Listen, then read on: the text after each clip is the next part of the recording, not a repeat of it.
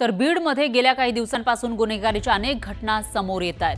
त्याचे व्हिडिओ सुद्धा समोर आलेले आहेत. आपण बघूयात बीडमध्ये नेमकं चाललंय काय असा सवाल यामुळे उपस्थित होतोय. बीडमध्ये मस्साजोगचे सरपंच संतोष देशमुख यांची हत्या करण्यात आलेली होती. या प्रकरणी वाल्मिक कराड गँगला अटक करण्यात आली आहे. तर देशमुखांचं अपहरण करून त्यांना अमानुष मारहाण झाली आणि त्यातच त्यांचा मृत्यू झालेला होता.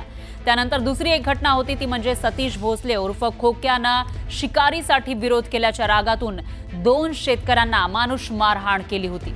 या प्रकरणी खोक्याला अटक झालेली आहे. तर सतीश भोसलेनं बॅटनं एकाला मारहाण केलेली होती. शोरूममध्ये घुसून राजकीय पक्षाच्या कार्यकर्त्याकडून सुद्धा मारहाण पाहायला मिळालेली होती. बीडमध्ये एका राजकीय पक्षाच्या कार्यकर्त्यानं शोरूममध्ये घुसून राडा घातलेला होता. तर शोरूममधील कामगारांना या कार्यकर्त्यांनी जबर मारहाण केल्याचाही व्हिडिओ बीडमधलाच आहे. आणि प्रकाश सोळंके यांच्या कार्यकर्त्यांकडून सुद्धा मारहाण झालेली होती. आमदार प्रकाश सोळंके यांच्या कार्यकर्त्यांकडून काही जणांना मारहाण करण्यात आली होती. या मारहाणीचा व्हिडिओ तुफान व्हायरल झाला होता. धनंजय देशमुख यांचे साडू दादा खिंडकरनं काही जणांना जबर मारहाण केली होती.